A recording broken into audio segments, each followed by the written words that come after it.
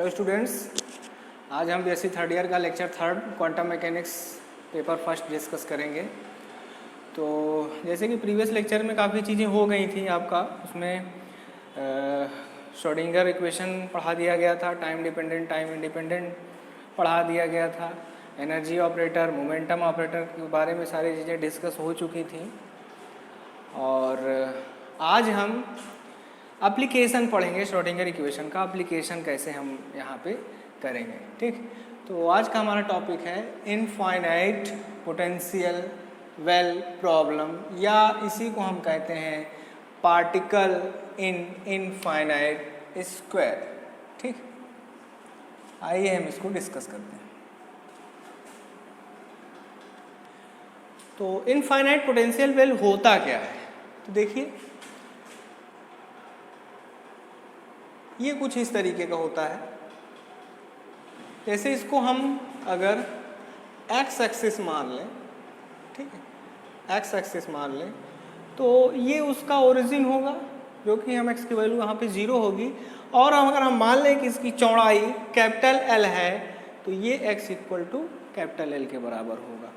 और ये हमारा जो है पोटेंशियल है, ये पोटेंशियल वाल है, यहाँ पे मतलब पोटेंशियल इनफाइनाइट होगा और यहाँ पर भी पोटेंशियल इनफाइनाइट होगा।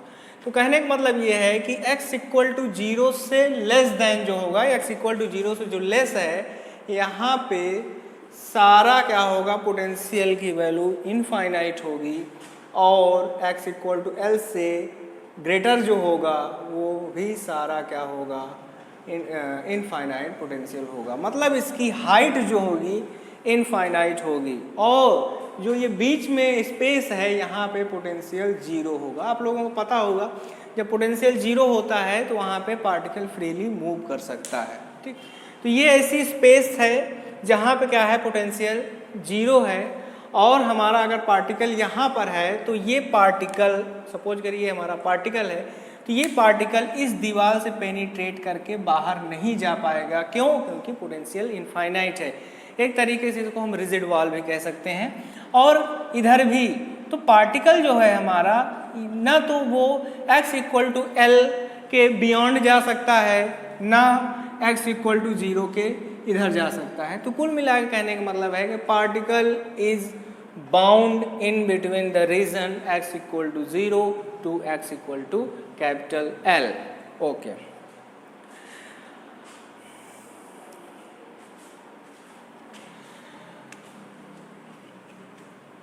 यहाँ पे हम टाइम इंडिपेंडेंट श्रोडिंगर इक्वेशन इसके लिए लिखेंगे। तो we know that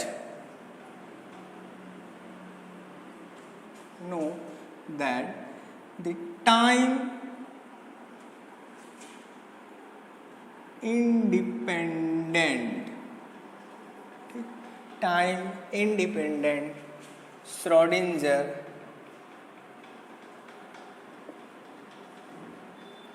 equation, time independent Schrodinger equation, ये टाइम इंडिपेंडेंट श्रोडिंगर इक्वेशन आप लोगों को वहाँ पे कराया गया था, तो याद होगा आप लोगों को। ये होता है minus h cut square by 2m del 2 psi upon del x2। यहाँ पे जो हमारा ये वेव फंक्शन साई होगा वो x का फंक्शन होगा क्योंकि टाइम इंडिपेंडेंट है, प्लस होगा v पोटेंशियल जो कि वो भी x का फंक्शन होगा, साथ में साई ऑफ x होगा, ये इक्वल टू होगा energy times wave function and function where wave function is a function of position. Okay, ठीक, तो यहाँ पे हम लिख सकते हैं इसको, इक्वेशन फर्स्ट अगर हम बना दें तो यहाँ हम कह सकते हैं जो ये साई एक्स है, ये साई एक्स किसका वेव फंक्शन होगा, इस पार्टिकल का वेव फंक्शन होगा। ठीक, मतलब ये है कि अगर हम इस श्रोडिंगर इक्वेशन को सॉल्व करना चाहें less than x equal to 0 तो भी नहीं हो पाएगा, और x इक्वल टू एल के बियॉन्ड अगर आगे हम करें तो भी नहीं हो पाएगा। तो कुल मिला के इस इक्वेशन को हमें सॉल्व करना होगा सिर्फ इस रीजन में। ठीक, तो देखिए अगर हम उस अपने फिगर को ध्यान से देखें तो वहाँ पर जो हमारा पोटेंशियल है v जो कि x का फंक्शन है वो क्या है, 0 है। कब? जब हमारी x की वैल्यू 0 से l के बीच में लाई कर रही है, मतलब x 0 जब हमारा x greater than 0 and x क्या हो, लेस देन l हो। देखिए x 0 से बड़ा हो और l से छोटा हो तब क्या है, हमारा पोटेंशियल वहाँ पे 0 है और पोटेंशियल हमारा इनफाइनाइट है कब, x लेस देन 0 हो and x greater than l हो। ठीक, ये सिचुएशन है। अब हम क्या करेंगे, इसके लिए तो हम सॉल्व नहीं कर सकते क्योंकि पोटेंशियल हमारा इनफाइनाइट है, तो हम इसके लिए सॉल्व करेंगे। मतलब ये पोटेंशियल 0 हम रखेंगे इस इक्वेशन में, तो देखते हैं क्या होता है।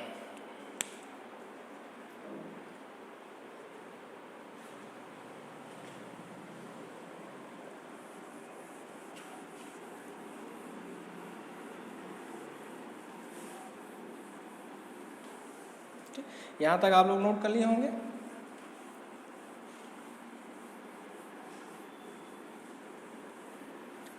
तो देखिए अब इस इक्वेशन में पोटेंशियल की वैल्यू हो जाएगी 0। ठीक, तो अकॉर्डिंग टू आवर प्रॉब्लम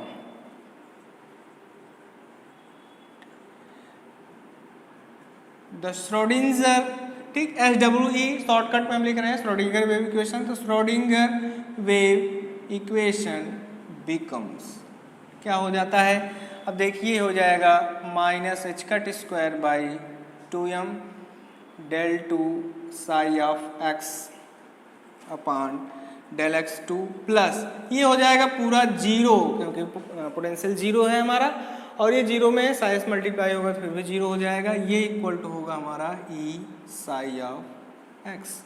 ठीक, इसको आगे हम सॉल्व करते हैं तो हम क्या लिख सकते हैं, del two psi of x upon del x2। ठीक, इसको लिखा जा सकता है, इस माइनस को अगर हम इधर कर दें तो ये हो जाएगा minus 2m e upon h cut square psi of x। ठीक, अब देखिए ये सेकेंड ऑर्डर डिफरेंशियल इक्वेशन बन गया। मतलब अगर हमें इस प्रॉब्लम को सॉल्व करना है तो हमें इस डिफरेंशियल इक्वेशन को सॉल्व करना पड़ेगा। आइए आगे देखते हैं।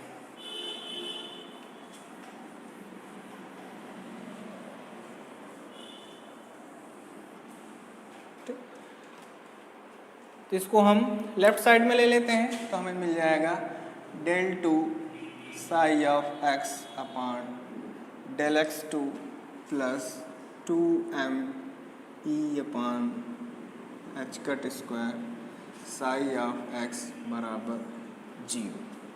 ठीक, इसको हम एक नया वेरिएबल मान लेंगे के स्क्वायर के बराबर, जिससे क्या हो, डिफरेंशियल इक्वेशन सॉल्व करने में आसानी हो।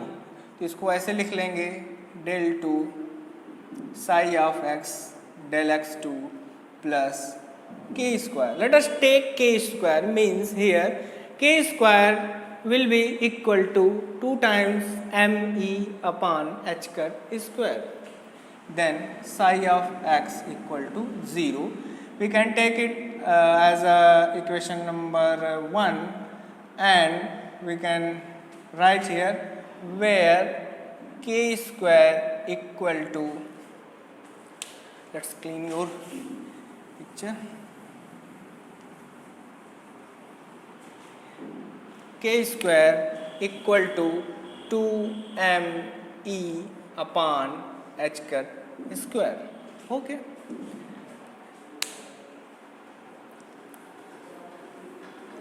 This equation, the differential equation can be solved easily.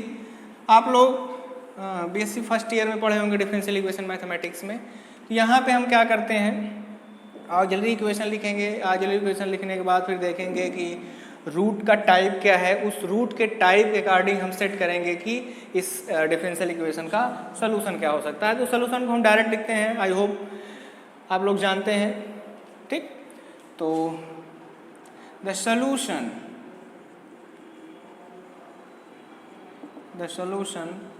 Of differential equation first, ठीक। इसका जो सलूशन होगा, ठीक, psi of x equal to होगा a sine k x plus b sine k x, ठीक। अगली इक्वेशन लिखेंगे, जो लोग जानते होंगे अगली इक्वेशन कैसे हो क्या होता है वो लोग बता सकते हैं, जानते होंगे। यहाँ पे a और b क्या है, एनी आर्बिट्रेरी कांस्टेंट है, इसको हम इक्वेशन नंबर 2 बना देंगे, लिख लेंगे where a and b is any constants, कोई कांस्टेंट है a और b, ठीक। अब हमारा काम क्या है, अगर किसी तरीके से अगर हम a और b की वैल्यू निकाल लें तब हम क्या कर सकते हैं, वेव फंक्शन जान सकते हैं कि इसका उस पार्टिकल का जो कि उस पोटेंशियल वेल में ट्रैप्ड था, ठीक। तो a और b कैसे निकालेंगे। और आपको पता है कि अगर किसी सिस्टम का हमें वेव फंक्शन पता चल गया तो हम उससे सारी इंफॉर्मेशन एक्सट्रैक्ट कर सकते हैं। जैसे कि आप लोगों को पहले ही बताया जा चुका है कि अगर हमें वेव फंक्शन किसी सिस्टम का पता है तो आप उससे सारे इंफॉर्मेशन निकाल सकते हैं। तो ठीक इसी तरीके से अगर इस पोटेंशियल वेव प्रॉब्लम की हम वेव फंक्शन निकाल लें तो वेव फंक्शन निकालते ही हम क्या कर सकते हैं, पोटेंशियल वेव प्रॉब्लम की सारी इंफॉर्मेशन एक्सट्रैक्ट कर सकते हैं। तो वेव फंक्शन तो इस टाइप का कुछ आएगा, बट हमें ये नहीं पता है कि a और b की वैल्यू क्या होगी। तो a और b की वैल्यू हम इनिशियल वैल्यू प्रॉब्लम से सॉल्व करेंगे। हम फिगर तो हटा दिए थे, थोड़ा सा हम फिर बना लेते हैं साइड में कहीं। ये देखिए, ये फिगर है, x इक्वल टू 0 था, x इक्वल टू l था, ये इनफाइनाइट पोटेंशियल था, ठीक। अब देखिए हम इनिशियल वैल्यू इस पे रखेंगे तो वेव फंक्शन अगर हम इसकी बात करें x इक्वल टू 0 पे, तो देखो x इक्वल टू 0 पे पोटेंशियल इनफाइनाइट है, और जहां पोटेंशियल इनफाइनाइट होता है वहां पर वेव फंक्शन एग्जिस्ट नहीं करता, क्योंकि जहां x इक्वल टू जहां पोटेंशियल इनफाइनाइट है वहां तो पार्टिकल ही नहीं जा पाएगा ना। जब पार्टिकल नहीं है तो वेव फंक्शन किस बात का। तो इस तरीके से हम यहाँ पे लिख सकते हैं at x equal to 0, x equal to 0 पे क्या है, पोटेंशियल इनफाइनाइट है। एट x इक्वल टू 0 ये क्या इंप्लाई करेगा, साई ऑफ 0, मतलब जब x की वैल्यू 0 होगी ये क्या हो जाएगा 0। ये इक्वल टू किसके होगा, मतलब इस वाले इक्वेशन में जहां जहां x है वहां वहां हम 0 रख देंगे। तो देखिए psi of 0 equal to a sine k into 0, sorry यहाँ पे आप कॉस करेंगे, ये मिस्टेक हो गई है, ठीक। ये कॉस होगा, एक साइन होता है एक कॉस होता है, ओके। तो a sine k x plus b sine k x, तो a sine k into 0 plus b cos k into 0, ठीक। इसको सॉल्व करते हैं तो यहाँ से देखो अब साई ऑफ 0 ये क्या हो जाएगा, 0 हो जाएगा। तो 0 बराबर, अब देखिए साइन k इंटू 0 0, तो साइन 0 0, तो ये क्या हो जाएगा, ये पूरा 0 हो जाएगा, प्लस b कॉस 0 ये क्या हो जाएगा 1, तो b इंटू 1, तो यहाँ से हम लिख सकते हैं कि b बराबर 0, तो b की वैल्यू आ गई 0। मतलब यह है कि इस इक्वेशन में ये वाला टर्म एब्सेंट होगा, ठीक। पीछे थोड़ा करेक्ट कर लीजिएगा, यहाँ पे साइन के एक्स है, सॉरी यहाँ पे कॉस के एक्स है, इसके पहले हम साइन के एक्स लिखे थे, ओके।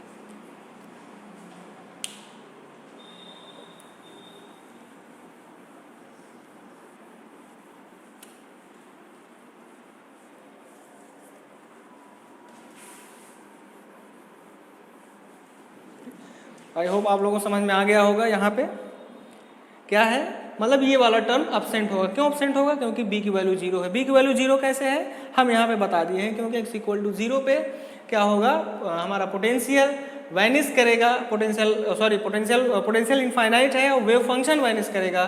तो ये वेव फंक्शन यहाँ पे हम 0 रख दिए, a sine k times 0 plus b cos k times 0, तो यहाँ से b आया और ये पूरा टर्म हो गया 0, तो इस तरीके से हम कह सकते हैं यहाँ पे इक्वल टू 0।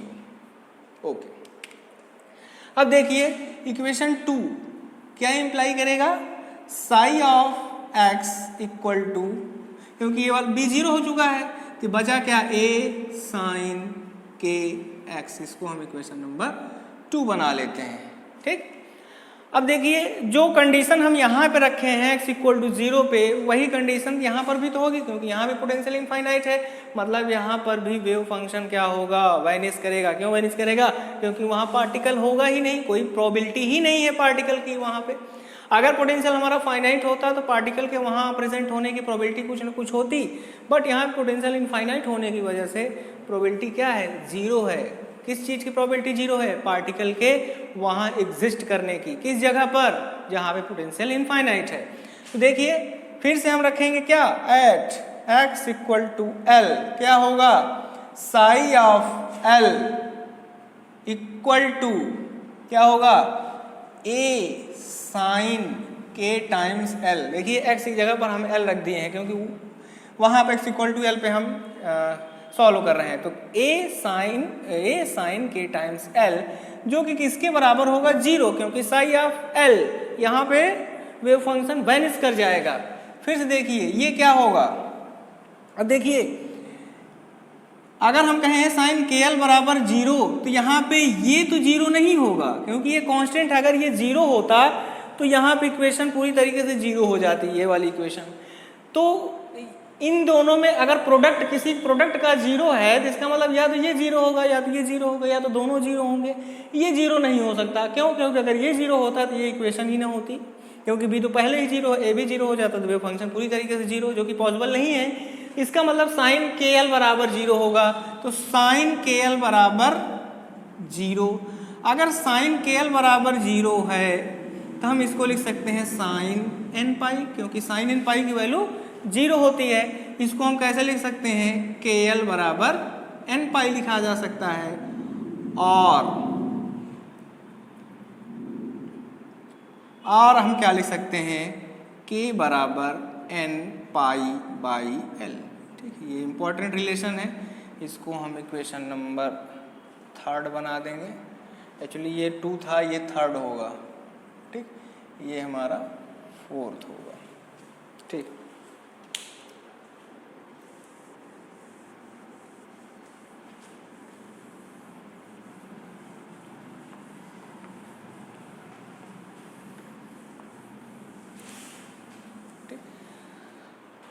तो इसके पहले हम देख चुके हैं कि k की वैल्यू क्या होती थी। We know k square equal to क्या था, 2 पाई e अपान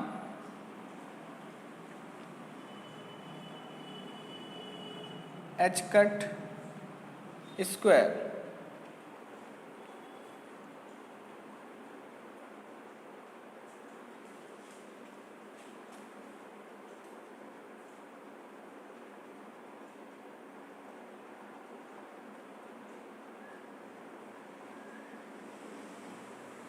ठीक, अब देखिए अगर इसकी वैल्यू हम इस पे ऑपरेट कर दें तो इक्वेशन 4 में हम क्या लिख सकते हैं, के स्क्वायर, दोनों तरफ इसको स्क्वायर कर दो तो के स्क्वायर बराबर हो जाएगा n square pi square upon L square. अब के स्क्वायर की जगह क्या लिखा जा सकता है, 2m e upon h cut square बराबर n square pi square upon L square. तो इस वाले एक्सप्रेशन से हम एनर्जी की वैल्यू निकाल सकते हैं। वो एनर्जी किसका होगा, उसी पार्टिकल का होगा जो उस पोटेंशियल के अंदर है। इसको हम ऊपर का क्लीन कर देते हैं।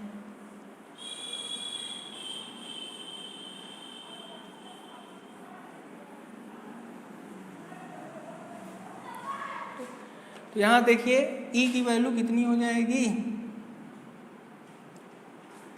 N square pi square h cut square upon 2ml square. इसको इक्वेशन नंबर 4 बना देंगे। ये क्या है, एनर्जी स्टेट्स है। अब देखिए हम यहाँ से क्या इंफॉर्मेशन निकाल सकते हैं m क्या है, पार्टिकल का जो पार्टिकल वहाँ तो क्या था, उस पोटेंशियल के अंदर था, उसका मास है। l क्या है, उसकी विड्थ है, उसकी चौड़ाई है।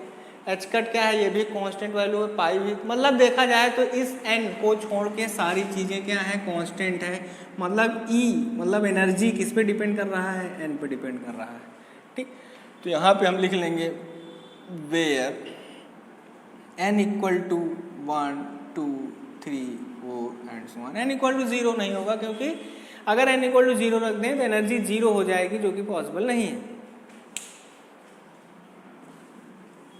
ठीक, तो ये हमारी एनर्जी स्टेट्स हैं। ठीक, अब देखिए अगर हम कहें मिनिमम एनर्जी मतलब ग्राउंड स्टेट की अगर बात करें तो फॉर n इक्वल टू 1 ये क्या होगा, ग्राउंड स्टेट एनर्जी होगी। ग्राउंड स्टेट मतलब मिनिमम एनर्जी। तो हमारा E1 बराबर क्या होगा, pi square h cut square upon 2ml square. ठीक इसी तरीके से फॉर n इक्वल टू 2 की बात करें तो ये होगा हमारा फर्स्ट एक्साइटेड स्टेट।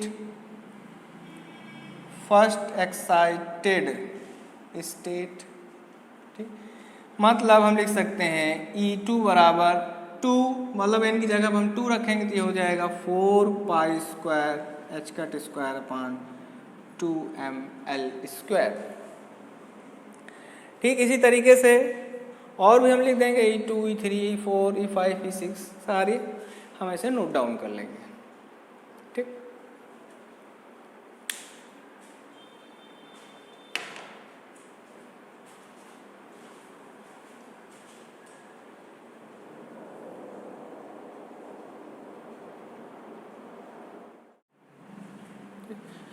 तो यहाँ पर हम देख रहे हैं कि जो हमारा इक्वेशन थर्ड था, मतलब वेव फंक्शन वाला, एनर्जी तो हम निकाल चुके हैं। अब वेव फंक्शन देखें तो वेव फंक्शन क्या था, साई एक्स बराबर है साइन के एक्स, जहाँ पे हम k की वैल्यू निकाल चुके थे। k की वैल्यू क्या था, n पाई बाई l। तो इसको हम लिख सकते हैं this will implies psi of x equal to a sine k की जगह लिख देंगे n pi x by l। ठीक, तो ये है हमारा वेव फंक्शन। अब अगर इस वेव फंक्शन में a की वैल्यू निकल जाए किसी तरीके से तो हमारा वेव फंक्शन पूरी तरीके से आ जाएगा, किसका, उस पार्टिकल का। तो ये इसका जो कांस्टेंट a है इसको हम नॉर्मलाइजेशन कांस्टेंट कहते हैं। इसकी वैल्यू निकालने के लिए हमको क्या करना पड़ेगा, नॉर्मलाइजेशन कंडीशन लगा के a की वैल्यू निकालनी पड़ेगी, जिससे हमें वेव फंक्शन मिल जाए। तो नॉर्मलाइजेशन कंडीशन, तो नॉर्मलाइजेशन कंडीशन क्या होती है, ये होता है psi star of x d x equal to 1। तो साई स्टार ऑफ x मतलब हम यहाँ पे लिमिट क्या रखेंगे, 0 to l। आपको पहले भी बताया गया था अगर कोई लिमिट नहीं दी गई है तो हम पूरा स्पेस मान लेते हैं, माइनस इनफाइनाइट से इनफाइनाइट मान लेते हैं। बट यहाँ पे क्या है, रीजन क्या है, कन्फाइंड है, x इक्वल टू 0 से x इक्वल टू l ही है। इस वजह से हम यहाँ लिमिट क्या रखेंगे, 0 to कैपिटल L। ठीक है, इसको हम क्या करेंगे, यहाँ पे पुट कर देंगे। तो देखिए 0 से L psi star of x मतलब इसका क्या करेंगे, स्टार कॉम्प्लेक्स कॉन्जुगेट, तो a star sine n pi x by l into, अब देखो psi of x as it is लिख देंगे तो a sine n pi x by l d x equal to 1। इसको हम सॉल्व कर लें, a स्टार a मिल क्या बन जाएगा, मॉड ऑफ ए स्क्वायर, इसको बाहर कर लो, अंदर बचा 0 to l, दोनों चीज़ें सेम हैं तो क्या हो जाएगा, sine square n pi x by l d x equal to 1। बहुत ही आसान इंटीग्रेशन है, आप इसको सॉल्व कर सकते हो।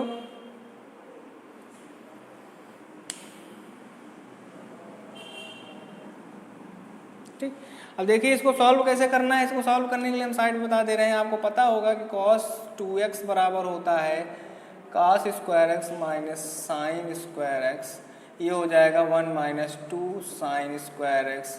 यहाँ से हम अगर साइन स्क्वायर x निकालें तो ये आएगा 1 माइनस cos 2x बाई 2। तो इसी से हम इसको रिप्लेस कर लेंगे।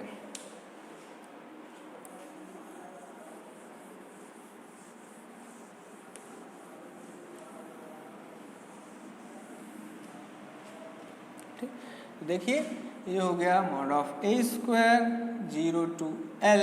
इसको क्या लिखा जा सकता है 1 minus cos what cos 2n pi x by L upon 2 dx equal to 1। ठीक, देखिए इसको सॉल्व कर लेते हैं। 2 इसको बाहर कर लें तो mod of A square upon 2। यहाँ पे इसको अगर हम क्या करें इंटीग्रेट करें तो ये क्या देगा x लिमिट कहाँ से कहाँ तक होगी 0 to कैपिटल L होगा। ठीक इसी तरीके से इसको अगर हम सॉल्व करेंगे तो क्या देगा L अपॉन 2n पाई, ये तो बाहर आ जाएगा कॉस हो जाएगा sine 2n pi x by L limit होगी 0 to कैपिटल L, ये इक्वल टू होगा 1। ठीक,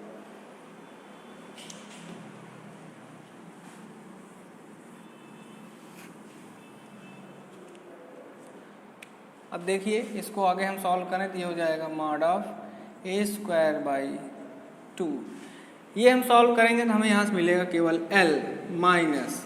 ठीक, अब देखिए यहाँ पे एक बार x की जगह पर L रखेंगे, एक बार x की जगह पर 0 रखेंगे। जब x की जगह पर L रखेंगे तो यहाँ L ये L कैंसिल हो जाएगा 2n पाई, और साइन 2n पाई होता है 0। अगर ये 0 रखेंगे तो ये पूरा नंबर क्या हो जाएगा 0 हो जाएगा, तो साइन 0 0। कुल मिला कहने का मतलब ये है कि this term will be vanishes after putting the limit value. अगर लिमिट वैल्यू पुट करेंगे तो ये सारा टर्म्स कैंसिल हो जाएगा, मतलब 0 हो जाएगा। तो हम क्या लिख दे रहे हैं डायरेक्ट लिख दे रहे हैं L माइनस 0, ये इक्वल टू हो जाएगा 1। ठीक, यहाँ से देखिए अब क्या होगा, क्या मिला हमें mod of A square by 2 into L बराबर 1। तो यहाँ से a की वैल्यू हम क्या निकाल सकते हैं, a बराबर मॉड ऑफ ए स्क्वायर बराबर L 2 बाई L, या हम कह सकते हैं a बराबर कितना आया अंडर रूट 2 बाई L। ठीक, अब a की वैल्यू आ गई, इसी a की वैल्यू हम वहाँ पे रखेंगे जो इक्वेशन नंबर 3 था शायद, देख लीजिएगा। उस पर हम a की वैल्यू रख देंगे क्योंकि वहाँ सारी चीज़ें नोन थी except values of a। And अब हम क्या करेंगे इसी a की वैल्यू वहाँ पे उठा के रख देंगे। तो चलिए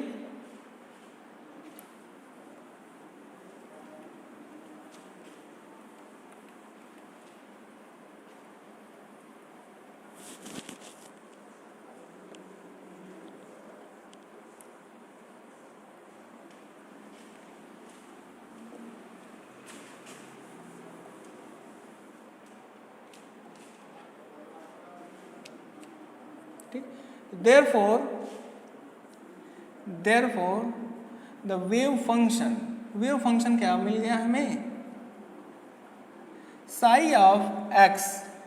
यहाँ पर a था, a की जगह पर इस बार हम क्या लिखेंगे अंडर रूट 2 बाई L और sine n pi x by L। ठीक, तो ये है हमारा वेव फंक्शन किसका, इस प्रॉब्लम का, मतलब इनफाइनाइट पोटेंशियल वेल प्रॉब्लम की। ठीक, इसको इक्वेशन नंबर हम कुछ दे देते हैं और आई थिंक 5 होगा। ठीक, और यहाँ पे n की वैल्यू होगी 1 2 3 एंड सो ऑन। ठीक, तो जैसे एनर्जी हम करे थे ground state energy, first excited state energy, ठीक इसी तरीके से ये भी क्या होगा ग्राउंड स्टेट वेव फंक्शन होगा, first excited state wave function होगा, second excited state wave function होगा। तो देखते हैं, तो फॉर n इक्वल टू 1, ठीक, ये किसके लिए होगा ground state wave function, ground state wave function मतलब साई, देखिए साई n पे डिपेंड करेगा, सफिक्स में n लिख दे रहे हैं, तो साई n बराबर हो जाएगा जो कि x का फंक्शन है ऑब्वियसली, ये हो जाएगा under root 2 by L sine pi x by L। ठीक, ये हमारा क्या है, ये ग्राउंड स्टेट वेव फंक्शन है। ठीक, इसी तरीके से अगर हम फॉर ऊपर लिख दे रहे हैं,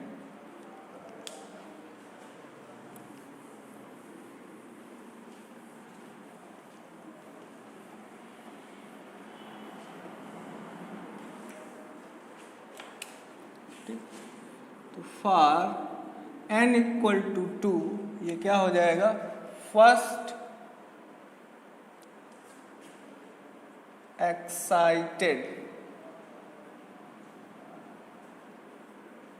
स्टेट, ठीक, मतलब psi 2 of x equal to under root 2/l sine 2πx/l, ये मिल जाएगा, ठीक।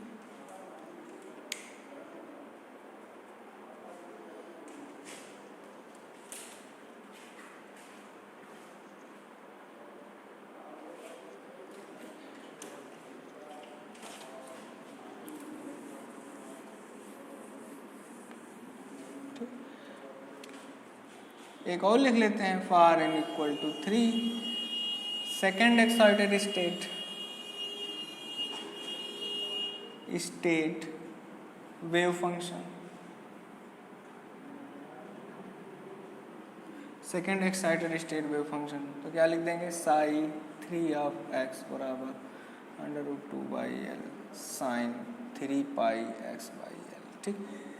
इसी तरीके से सारे वेव फंक्शन होंगे, ठीक। तो हम लोग क्या किए, इनफाइनाइट पोटेंशियल वेल प्रॉब्लम या particle infinite square well problem का हम क्या निकाल लिए हैं, we have extract energy and we have extract the wave function of the particle, जो कि इस इनफाइनाइट पोटेंशियल वेल प्रॉब्लम में है, inside potential well problem, okay. तो आगे हम ग्राफिकल रिप्रेजेंटेशन करेंगे इसी एनर्जी और वेव फंक्शन को ग्राफ के थ्रू कैसे हम रिप्रेजेंट करें कि कौन सा ग्राउंड स्टेट है, कौन सा फर्स्ट एक्साइटेड स्टेट है, कौन सा सेकंड एक्साइटेड स्टेट है, जो कि बहुत ही इंपॉर्टेंट है। इससे अब आगे हम लोग पढ़ेंगे जब एक्सपेक्टेशन वैल्यूज निकालने के लिए, उसके लिए बहुत ही इंपॉर्टेंट हो जाएगा, क्योंकि अगर ग्राफिकल रिप्रेजेंटेशन आपको समझ में आ गया तो एक्सपेक्टेशन ऑफ पोजीशन, जो कि बाद में पता चलेगा एक्सपेक्टेशन क्या होता है, और एक्सपेक्टेशन ऑफ मोमेंटम, ये सारी चीज़ें बड़े आसानी से बिना सॉल्व किए निकाली जा सकती हैं। तो आज हम यही क्लोज करते हैं, नेक्स्ट लेक्चर में हम इसका ग्राफिकल रिप्रेजेंटेशन पढ़ाएंगे। Okay, thank you.